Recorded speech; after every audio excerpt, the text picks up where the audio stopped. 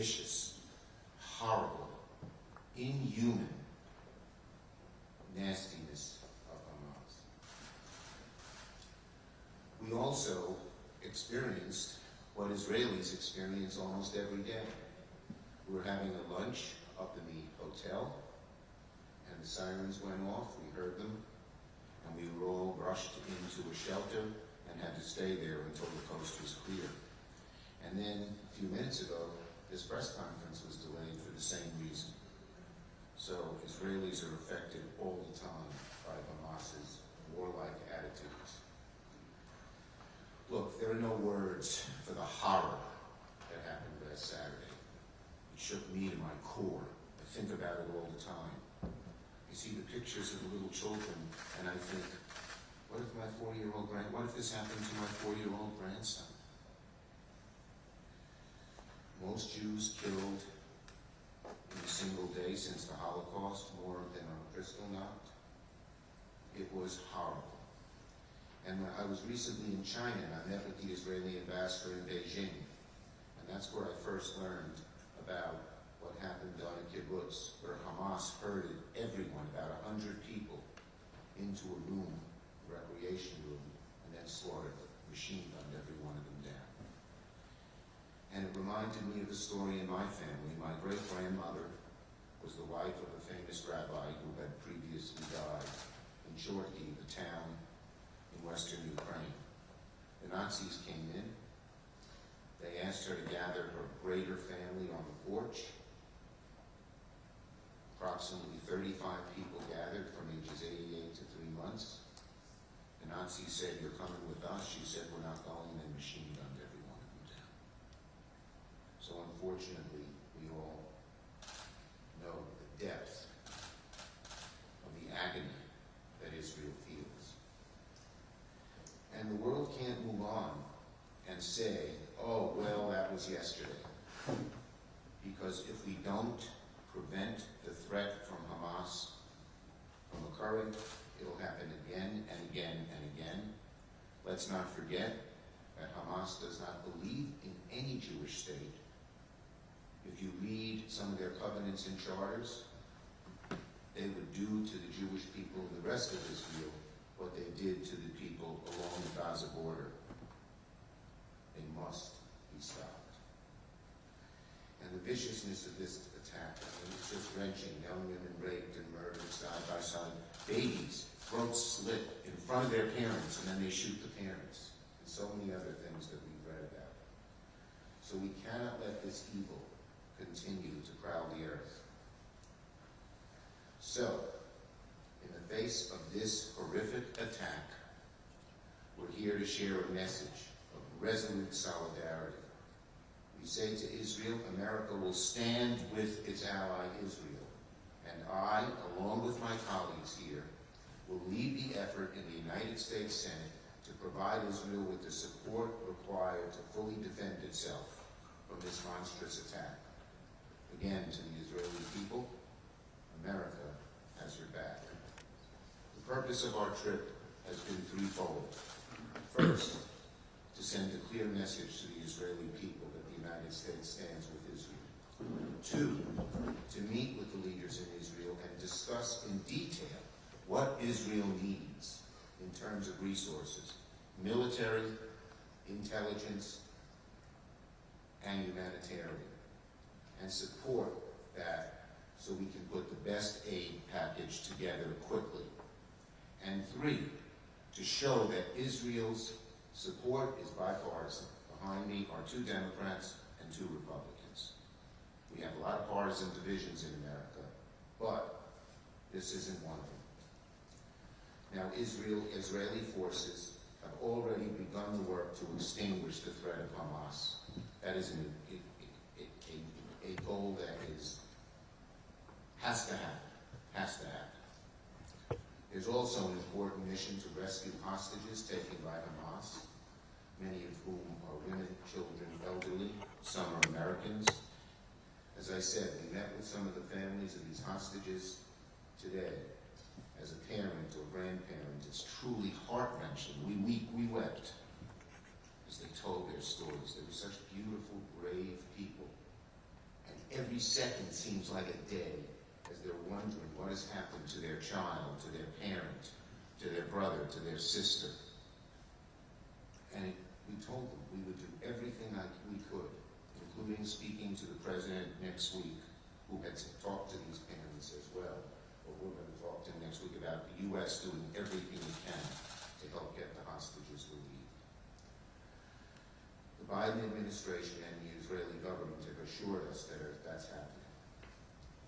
Now, these are two necessary tasks: eliminating the threat of Hamas once and for all, and freeing hostages. But these tasks are made more difficult because, unlike Hamas, civilized democracies like the U.S. and like Israel must hold themselves to a higher standard. The Biden administration has underscored that democracies like ours are stronger and more secure when we uphold the rule of law. We echo that to the Prime Minister of Israel and to every Israeli official we met. We told them that as well as military assistance, intelligence assistance, diplomatic assistance, we wanted humanitarian assistance. And I said to them, find the fastest, safest, and most efficient way to do so. We also told them it was really important and it's difficult. We know it's difficult, but still we have to minimize civilian casualties in Gaza. As Senate Majority Leader, as I mentioned, the highest ranking Jewish leader in American history, I'm doing everything in my power to ensure the Senate delivers the support Israel needs to accomplish these military, intelligence, and humanitarian goals. We will not just talk, we will act. We will work to move this aid through the Senate ASAP. And the Israeli leaders made it clear to us they need the aid quickly.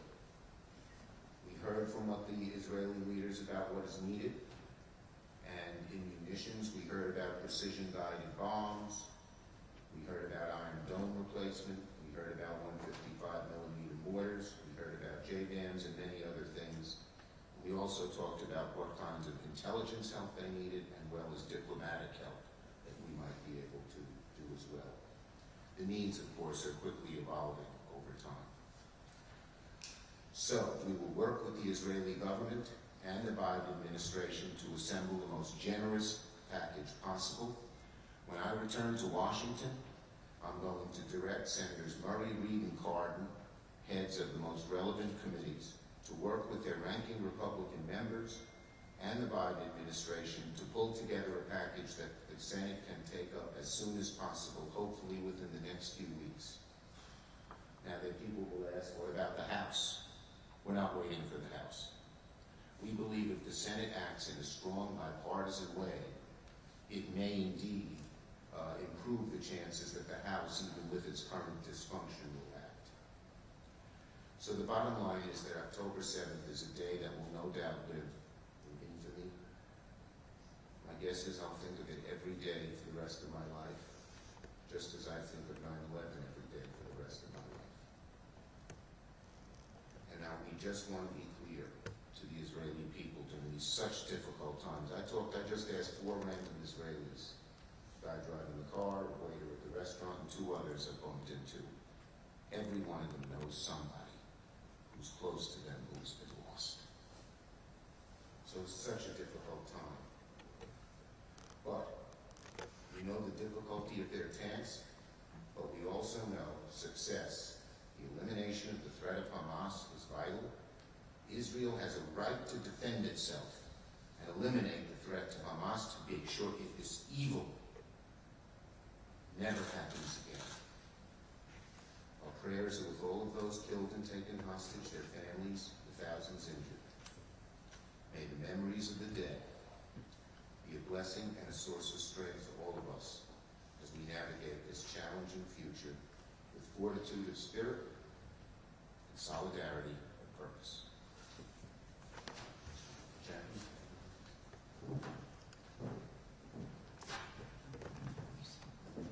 That tall, very tall. Thank you very much. Appreciate it. Hello, everyone. I'm United States Senator Jackie Specter Rosen. I want to thank Leader Schumer for leading this bipartisan delegation and for my Democratic and Republican, not just colleagues, but friends, for joining us here today and presenting a united front. And I want to thank the Israeli government for hosting us. I stand here as the only Jewish woman in the Senate, the only Jewish mother in the Senate, a former synagogue president, a steadfast supporter of Israel. Israel lives in the hearts of all Jewish people. We come to Israel for weddings, for bar mitzvahs, to visit family and loved ones, for our simchas, our joys, and our sorrows. We come to connect with our Jewish heritage. But after the events of October 7th, our hearts have been shattered. We've seen the heart-wrenching reports showing the carnage and brutality of Hamas's terrorist attack. Young people gunned down, murdered, trying to flee a music festival. Children burned, children kidnapped. Holocaust survivors ripped from their families. We sat with the family members of hostages, or like Leader Schumer said, every second they wait is an eternity. Their lives forever changed as we wait. And these details, they may sound like they're straight out of a horror movie. It's a nightmare. But being on the ground, meeting with those who are impacted, those who have lost family, friends, and loved ones, I'm here to tell the world this is real. This is real. Do not look away. This is real. I said I'm the only Jewish mother in the Senate. And I can tell you that meeting with Israeli mothers whose children were killed, hearing their stories, hearing the mothers, today the daughters, the cousins, the sisters, brothers, their pain, their heartbreak. I too will remember this for the rest of my life. And as Jews we know that never again, well, it means right now. And that's why we're here to say the United States stands with Israel now and always. Our support remains unwavering and unconditional. And we as Democrats and Republicans are working to deliver our support as quickly as possible because we know in this moment, in this place, and this here, and in this now, we must take decisive action. You have our commitment to do provide whatever assistance you need to defend yourselves from terrorism, whether it comes from Hamas, Hezbollah, or any other Iranian proxy. This includes replenishing the Iron Dome so it can continue protecting innocent lives. And we'll work together to get Israel additional funding to protect the Israeli people, to reunite families, to rescue those who are being held hostage, and to hold Iranian-backed Hamas accountable for the atrocities they have committed and they are still committing. Sadly, history has shown what happens when the world abandons the Jewish people. I'm here to say that America will never again abandon the Jewish state. Am Yisrael Chai. Senator Romney. This has been a heartbreaking, heart-wrenching experience for me, for my colleagues, for you, and for the world. To see the people of Israel subjected to such brutality, such heinous acts by individuals whose purpose is unimaginable. My heart breaks not just for our friends and allies, but for people who I love and hold dear. Now, there are two things I'd like to mention, because because I agree with what my colleagues have just said, and I'm not going to say the same thing, but I want to add just two points. Number one, you're going to see pictures, as you could imagine, probably already have, of Palestinian civilians that are going to be injured, killed by virtue of the conflict which is ongoing. I hope we recognize that those individuals are being killed because of Hamas, not because of Israel. In many respects, most directly, Hamas is holding their own population, the Palestinian population, as human shields. They're using Palestinians to protect their own lives, Hamas's lives. And therefore, when Israel takes action to try and go after Hamas and to take out its leadership, there will be individuals who are civilians and innocent that will be killed, and they will parade that as if this is some horror being perpetrated by Israel. Do not forget, the lives that you're going to see lost on TV over the coming long period of time, potentially, Israeli lives and Palestinian lives are all the result of Hamas. And number two, and this is a point I think for my friends in the United States in particular, there is a growing sentiment in my country of isolationism, which is, let's not worry about what's going on in the rest of the world. Let everybody else worry about those things. This is a bipartisan group that has a different point of view, which is that we want to stand with our allies and with our friends. But I would note with regards to those that have isolationist tendencies, that there's a war being waged against free countries, against democracies, against freedom. And it's being waged by Hamas and Russia and China, India, Iran. There are nations, Iran, Russia, China, that want to overthrow democracies generally and subvert the cause of freedom. And backing away and saying, hey, we're not going to worry about it, is not going to end their effort. That war would only continue and spread further and ultimately involve more and more of humanity. So we're involved in the world because it's in America's interest, it's in Israel's interest, it's in all of our allies' interest, it's in the world's interest. This is obviously a period of great sadness. And meeting today with the families of hostages has been something I will never forget. And can only imagine the horror in their lives. My heart reaches to them. My prayers join with yours to see those hostages return to their loved ones.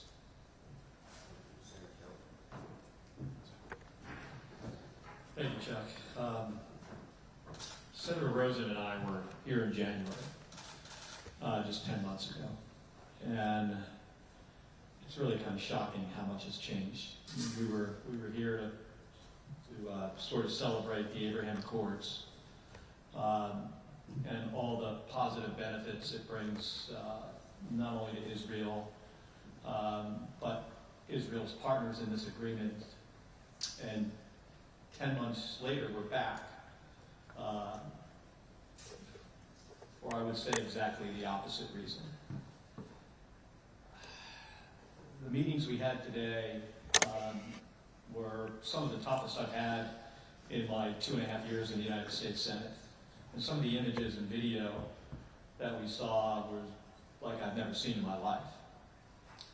And I spent 25 years in the United States Navy, flying in combat over Iraq and Kuwait.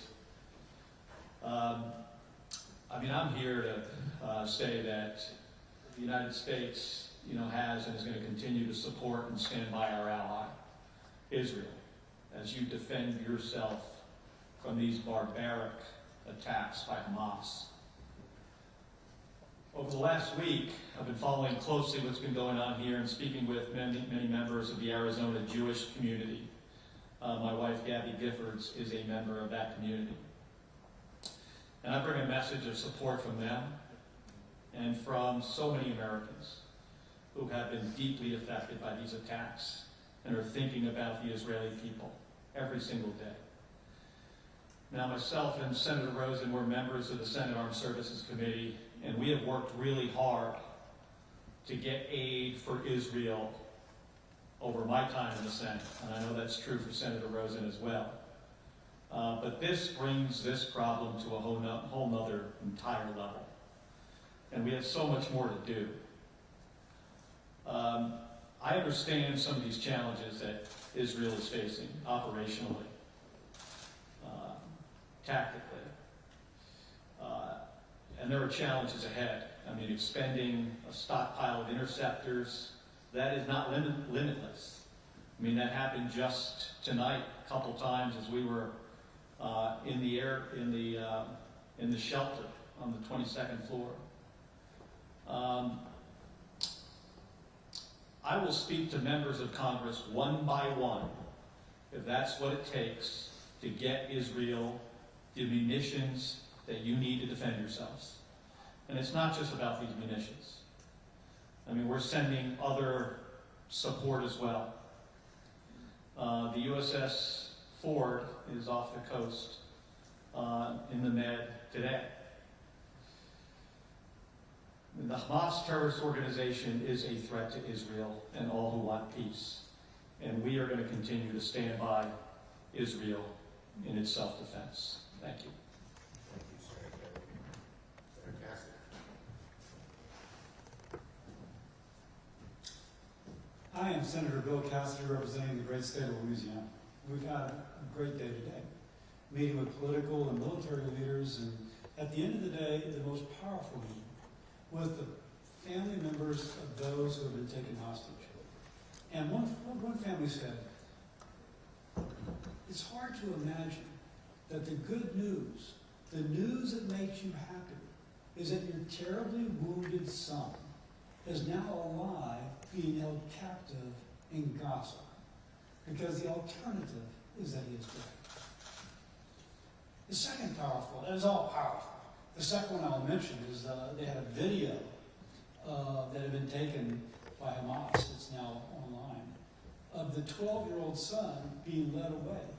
And he looks just like a 12-year-old boy. He's kind of confused what's going on. And they have this, kind of around his neck, and they're leading him away. And all of us who know a 12-year-old boy could imagine what his emotion is. Incredibly powerful. Now, there's some who are trying to establish moral equivalency between Hamas and Israel, which just blows my mind. But just for the record, Hamas attacked and killed 1,300 Israelis and invited a response that they knew was going to happen that is now inflicting injuries upon the Palestinians. And whereas Israel drops leaflets telling people to evacuate to avoid harm, trying to save civilians, Hamas uses civilians to protect themselves and obstructs the ability of the civilian to flee from harm's way, forcing them to stay where they may be injured. There is no moral equivalency. Israel supported the United States in our war on terror. The United States will support Israel in its war on terror. And to finish with where I started, as we're meeting with the families, they're all Americans, almost all Americans, American Israelis, lived in New York, lived in Chicago, and on and on.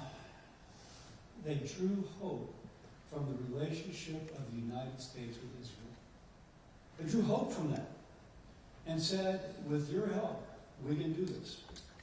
And the United States is there to help Israel. Thank you. You can see we are a united group whose team was just moved by everything we saw and heard today, and our desire to help Israel is resolute. A few questions just on this subject. We only can take a few. Yes, ma'am. My name is Tasha Liv. I'm from Wawa. May I first just express personal and national gratitude and for the support the U.S. has been giving us. It's it really makes me cry. It's really been moving and important, and thank you. Regarding the hostages and captives in Gaza Strip, do you know about any humanitarian channels that are open right now in order to get out the children and the women before other, or amongst other initiatives. I know, let me speak on behalf of trying to get all of the hostages out, Israeli and American. We brought this up and spent time with every Israeli leader we talked to, including the War Cabinet, and we have some ideas. We are going to talk to our president about it, who was moved when he talked to the hostages on Zoom, and there are a number of different channels and ideas, but we've been told that to talk about those publicly would be counterproductive. But there are, and we are going to push them. Anyone else? Yes. Thank you. Thank you very much for being here. I'm Debbie Mombet from the Media Line. I wanted to ask, what is the line that this war needs to cross before the American military engage? Israel has never asked for the American military to engage. The loss of life throughout the wars that Israel has fought have been Israeli lives. But having the United States supply the needs of Israel is very important. And having every one of the Israeli leaders stress the importance of having our two carrier groups. One is already in the Eastern Mediterranean and one is on its way. Means a great deal to both Israel, but also to enemies that might try to strike at Israel, showing that the force of the United States is there. So I don't think anyone's asking for American troops, but American aid is much needed in a variety of different ways. Yes? Go ahead, this gentleman. And then we'll go, well, go ahead, we'll go that way. Yeah, okay. Hey, Meet Mayor from AFD. Appreciate your visit. The African Union and Arab League have voiced concerns about... I didn't hear what you said. The Arab League. Arab League and African Union have voiced concern over genocide in Gaza. Do you share those concerns? Look, as we have said, our goal here is very simple, to make sure that the threat of Hamas and its evilness is removed, and to make sure the hostages are brought home safely. We have stressed to every leader we have met and we have seen that there should be a minimization as best can be in this difficult situation of loss of innocent civilian life. Last one. Two questions. Read one, ABC News. The first one you mentioned, the lack of leadership in the Congress. How much of a hindrance is that? And I'll answer that, and then you can do your second. Look, the Senate will go first. We are working very hard to put together a comprehensive package to deal with so many needs that Israel has that we discussed at great length with all of the dignitaries that we met today. And we're going to try to move it in the next few weeks. I'm asking the heads of the three relevant committees, Patty Murray of Appropriations, Jack Reed of Armed Services, and Ben Cardin of Senate Foreign Relations, to work with their Republican ranking members and the administration and my office and Leader McConnell's office to put such a plan together. We believe, we're not waiting for the House, plain and simple, that would be foolish. But we believe if we put together a strong package and pass it with an overwhelming, strong bipartisan majority, it will put pressure on the House, one way or another, to act. Second. what have you discussed with the Israeli government about what's happening in the north with Hezbollah? We had a great deal of discussion about the north, and obviously Israel is very concerned about the north. You saw an anti-tank missile fired today, and I think it was an Israeli home, and somebody died. Israel hopes they don't have to fight a two-front war, north and south, but is prepared if they have to do it and win both in the north and the south. Thank you, everybody.